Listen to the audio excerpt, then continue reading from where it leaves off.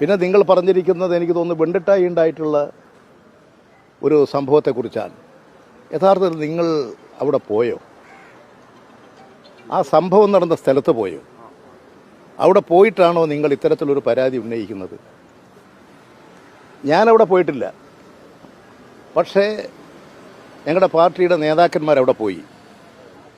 അവരിൽ നിന്നും ഇത്തരം ഒരു സംഭവത്തെക്കുറിച്ച് കേട്ട് അന്വേഷിച്ചപ്പോൾ എനിക്ക് മനസ്സിലാക്കാൻ കഴിഞ്ഞ കാര്യം, അവരിൽ നിന്നൊക്കെ മനസ്സിലാക്കാൻ കഴിഞ്ഞത്, സാധാരണഗതിയിലുള്ള കാരണം ഈ ക്രിസ്തുമസൊക്കെ വരുമ്പോൾ ഈ നാട്ടിൻപുറങ്ങളിലൊക്കെ ഈ പുതുവർഷാഘോഷം അതിൻ്റെ ഭാഗമായിട്ട് ഈ ഓലപ്പടക്കങ്ങളും അതുപോലെ തന്നെ കെട്ടുപടക്കങ്ങളും ഒക്കെ ഉണ്ടാക്കും.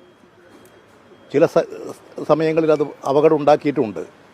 അങ്ങനെ ഉണ്ടാക്കാൻ പാടില്ലാത്തതാണ്, നിയമവിരുദ്ധമായി. പക്ഷെ നമ്മുടെ നാട്ടിൽ ഒരു പഴയകാലം തന്നെ ഇങ്ങനെയുള്ള വിശേഷ ദിവസങ്ങളിൽ പടക്കം വാങ്ങി കടകളിൽ പോയി പടക്കം വാങ്ങി പൊട്ടിക്കുക എന്നുള്ളതിന് അപ്പുറം സ്വമേധയാ തന്നെ ഇത്തരം ഒക്കെ പടക്കം ഉണ്ടാക്കിയിട്ട് പടക്കം പൊട്ടിക്കുന്ന സ്ഥിതി ഉണ്ടായിരുന്നു.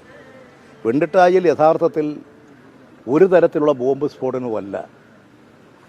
അവിടെ ഒരു സാധാരണഗതി ഞാൻ മനസ്സിലാക്കിയിട്ടുള്ളത്, സാധാരണഗതിയിലുള്ള ഒരു ചരട് കൊണ്ട് കെട്ടി, ആ ചരട് കൊണ്ട് കെട്ടി ഉണ്ടാക്കുന്ന പടക്കം ആ കെട്ട് അല്പം മുറുകിപ്പോയാൽ സ്ഫോടനം ഉണ്ടാകും.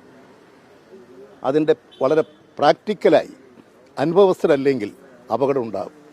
അങ്ങനെയുള്ള ഒരു അപകടമാണ്. ആ അപകടത്തെ ബോംബ് സ്ഫോടനമായും ആക്രമണോത്സുകമായിട്ടുള്ള തയ്യാറെടുപ്പാണെന്നൊക്കെ വ്യാഖ്യാനിച്ച് ദയവ് ചെയ്ത് നമ്മുടെ സമാധാന അന്തരീക്ഷത്തെ ആരും തകർക്കരുത്.